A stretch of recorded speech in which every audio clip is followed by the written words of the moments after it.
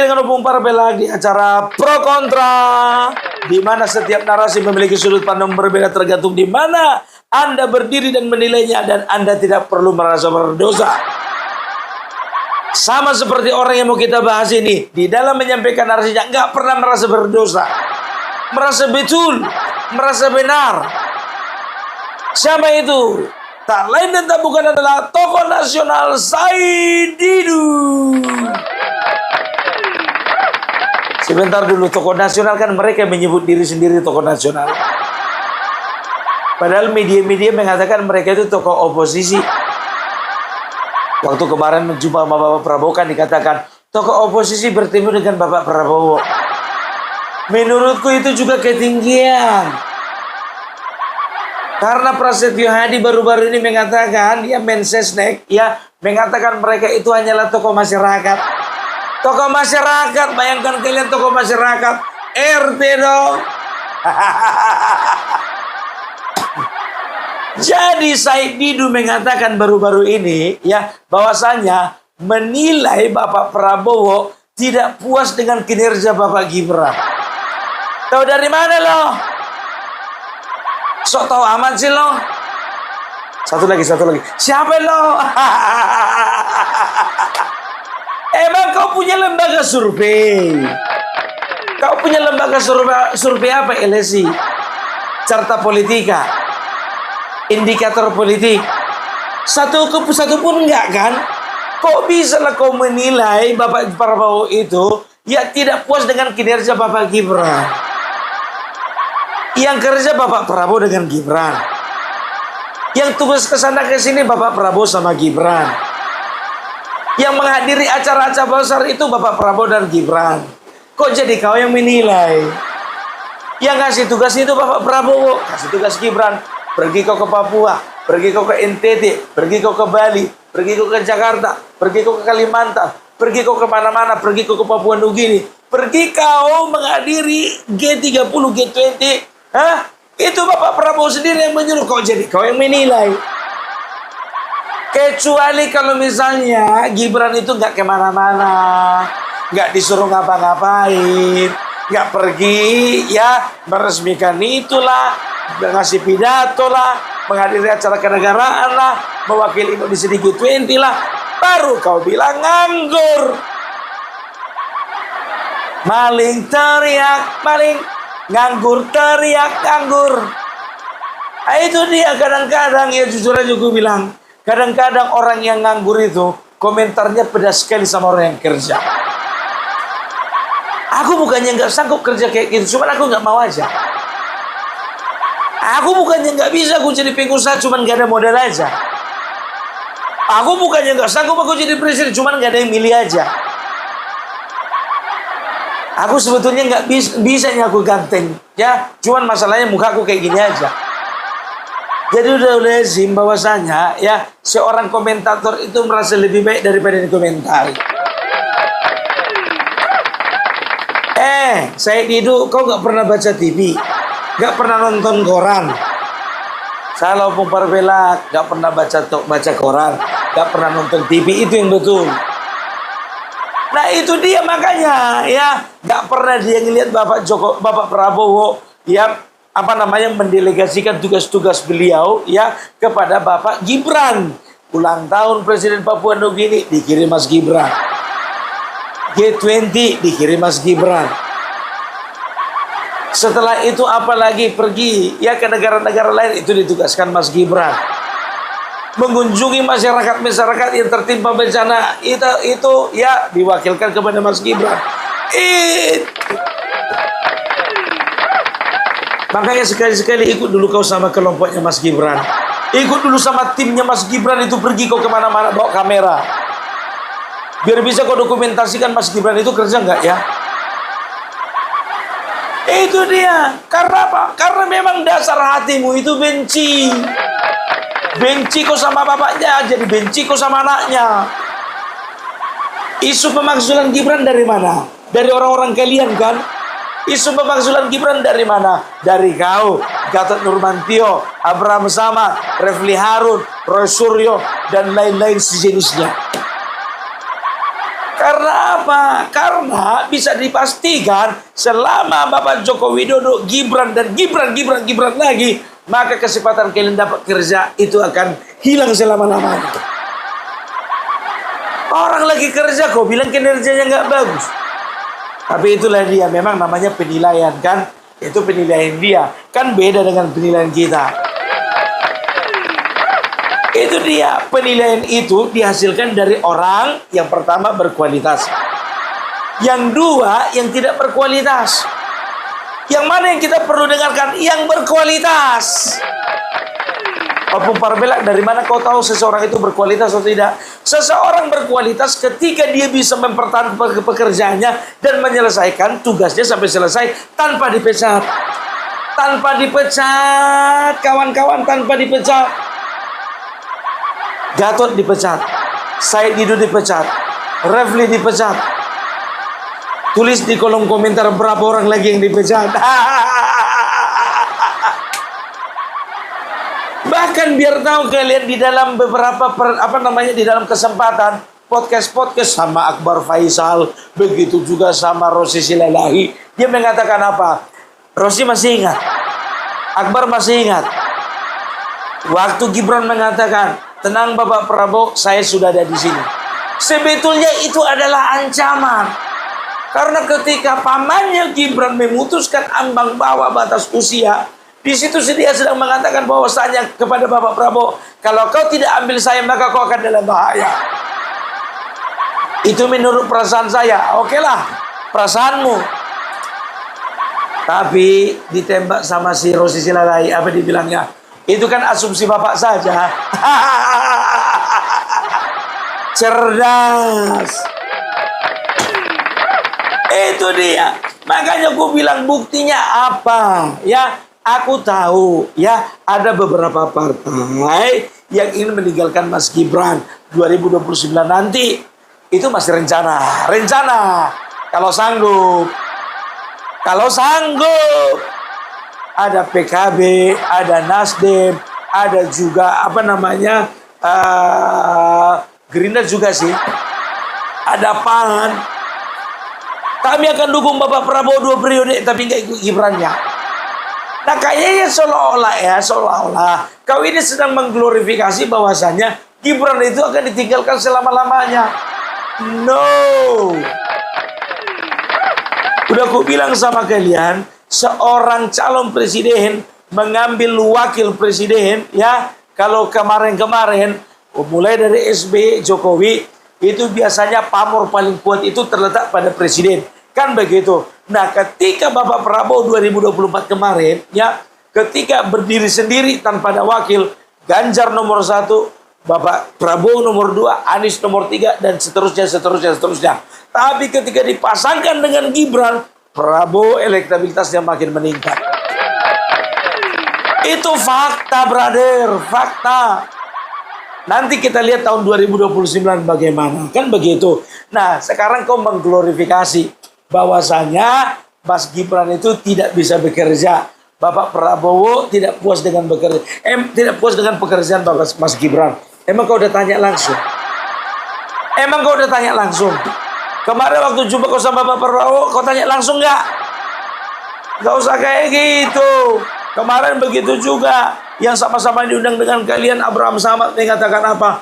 Bahwasanya kami berpendapat semuanya di situ. Reformasi Kapolri hanya bisa dicapai dengan cara mengganti kepala kepolisian Republik Indonesia. Gak taunya gak berapa lama Bapak Prabowo mengatakan bahwasanya Kapolri kita akan mendapatkan bintang Mahaputra.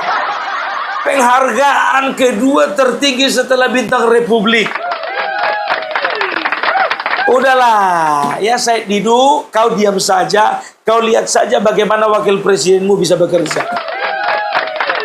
Walaupun kau berapa kali mengatakan dan kelompokmu mengatakan, saya gak habis pikir ya, orang seperti saya dipimpin orang seperti itu. Emang kau udah kayak mana? Kalian udah bagaimana? Begitu juga ya, dikatakan ya Sunarko, setelah itu Selamat Subianto. Mau ditaruh di mana muka saya? Ketika anak cucu saya ya anak cucu saya mengatakan kepada saya dan bertanya kepada saya, apakah ini orang yang harus dihormati sebagai wakil presiden? Saya lebih bagus dipimpin monyet daripada sampai sekarang orang itu yang ngomong katanya dipimpin monyet, sampai sekarang nggak pindah ke negara monyet. Iya kan? Itu dia. Jadi apapun yang ada hubungannya dengan Bapak Joko Widodo, mau Bapak Joko Widodo, mau anaknya, mau keluarganya, mau legasinya, semuanya akan kena serang.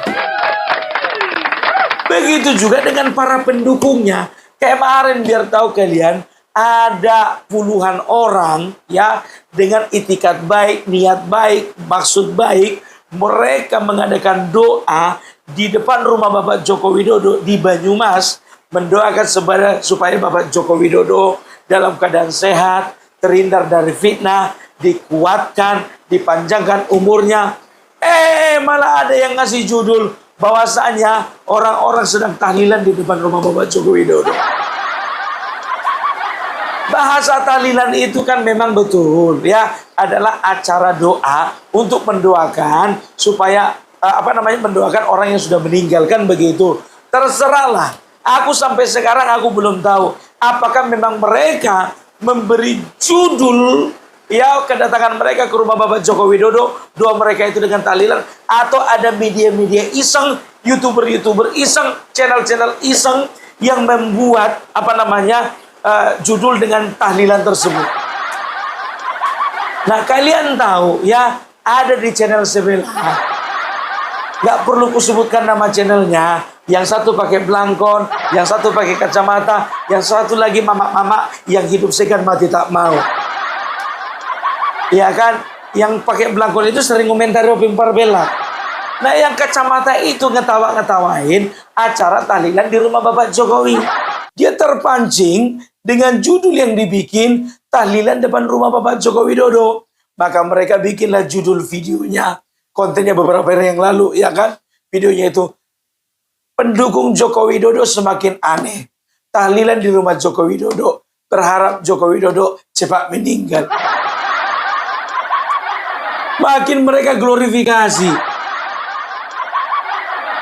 Mereka komplain kenapa rumah Bapak Joko Widodo menjadi tempat untuk berdoa. Sekarang begini, apapun yang terjadi di rumah Bapak Joko Widodo, rumah Bapak Joko Widodo tempat doa, rumah Bapak Joko Widodo tempat pariwisata, rumah Bapak Joko Widodo tempat kunjungan anak-anak sekolah, itu selalu menjadi salah. Bahkan biar tahu kalian, rumah Bapak Joko Widodo mereka bilang menjadi tembok ratapan Solo, itu pun menjadi salah. Ini yang paling lucu biar tahu kalian, tembok ratapan Solo. Padahal orang-orang tahu tembok ratapan itu adanya di Israel, kan begitu. Ternyata aku cari gitu, kenapa dibilang rumah Bapak Jokowi Widodo ini tembok ratapan Solo?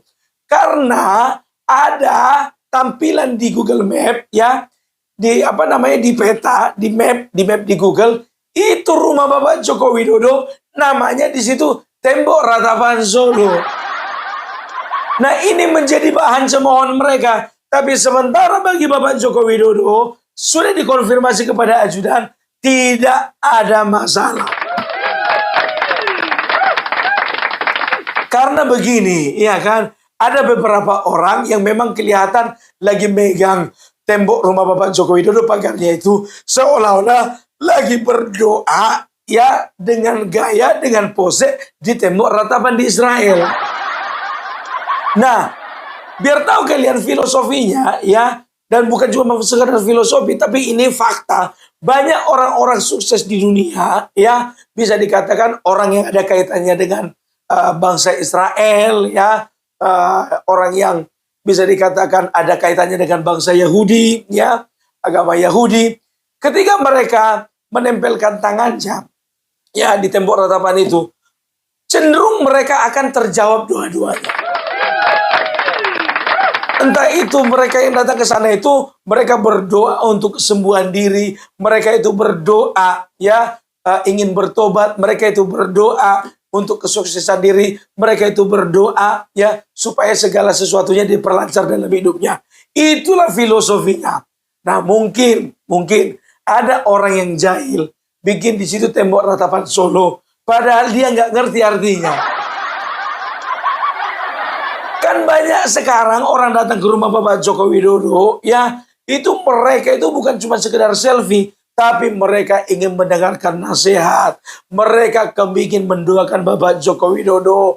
Mereka berharap bahwasanya Bapak Joko Widodo dipulihkan dari penyakitnya. Mereka juga berharap berdoa Bapak Joko Widodo dihindari dari segala fitnah. Itulah mereka mungkin kurang tahu posisinya berdoa seperti itu.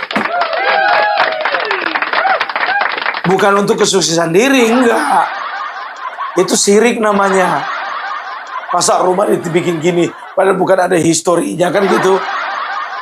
Ya bukan ada histori secara agama gitu, ya kan. Nggak ada histori rohaninya. Nah, itu kan cuman ada kerjaannya orang yang lagi jahil. Sekarang yang jadi pertanyaannya, ya, jangan pernah komentari orang datang ke rumah Bapak Joko Widodo. Komentarilah berapa banyak orang yang datang ke rumah ketua umummu. Komentari berapa orang yang mendoakan ketua umummu. Komentarilah berapa banyak orang ya yang berdoa untuk panjang umurnya ketua umummu. Itu yang dikomentari, ya gitu. Sekarang kalau mau kita perbandingkan antara rumah Bapak Joko Widodo, ketua umum A, ketua umum B, ketua umum C. Itu ketua umum A, B, C, D, E, F, G.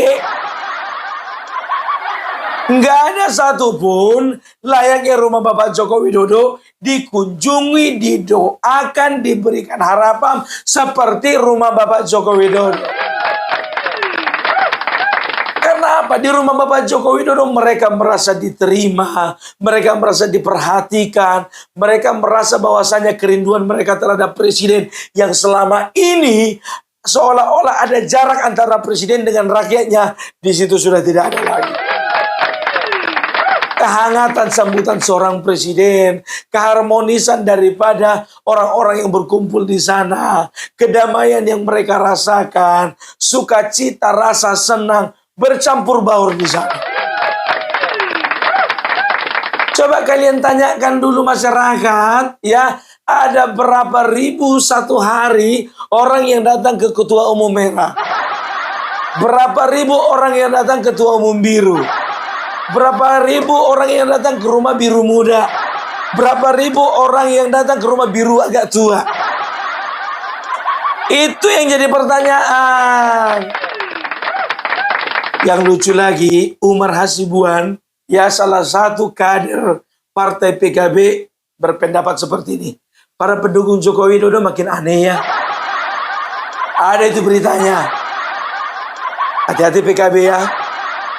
Aku nggak tahu apakah ini ya adalah bukti atau ekspresi kekesalan mereka karena Joko Widodo bersama PSI berpesta ria di daerah Tegal yang notabene Tegal itu 3 kali berturut-turut bupatinya dari PKB. Gak tahu. Aku nanya, apakah PKB mulai terganggu? Gak tahu. Ya kan begitu, makanya aku selalu katakan bahwasanya Tegal itu 2011 terakhir jadi kandang banteng. Selama ini mereka jadi kandang PKB. Nah sebentar lagi kandang gajah. Itu ya. Yang kedua, aku nggak tahu juga apa dia berpendapat seperti itu. Dia sudah membaca daripada situasi di mana ketua umumnya berencana akan meninggalkan wapres. Terserah kalian. Justru di sini kalian harus bersyukur bahwasanya apa? Masih banyak rakyat ya yang mencintai pemimpinnya layaknya seorang anak kepada ayahnya. Begitu. Mana tahu nanti presiden kita dari PKB. Kan bisa terulang kembali waktu Gus Dur kemarin kan? Agak susah Pung, karena ketua umum PKB sekarang cita-citanya cuma jadi wapres. Gak pede dia jadi capres. Nah kalau itu lain hal.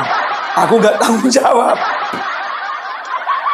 Itu dia ya. Jadi terserah kalian.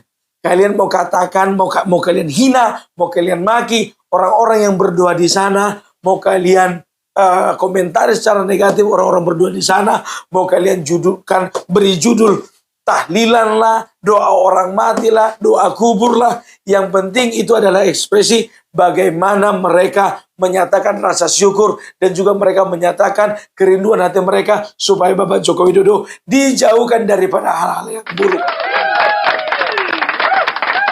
Atau mungkin juga ya saudara-saudara kita yang dari Banyumas itu melakukan tahlilan doa untuk orang mati supaya apa? Supaya orang-orang ya yang mati hatinya, mati pikirannya, mati juga otaknya.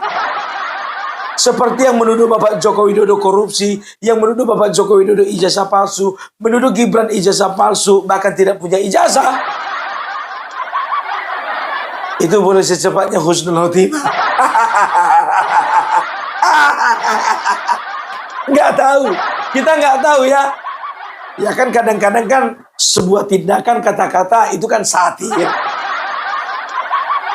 Oke, ya jadi itu dulu dari Opung Parbelak ya. Kita akan lihat bagaimana selanjutnya rakyat Indonesia akan sebagian besar selalu membela dan berpihak kepada Bapak Joko Widodo. Salam dari Opung Parbelak, salam pro kontra.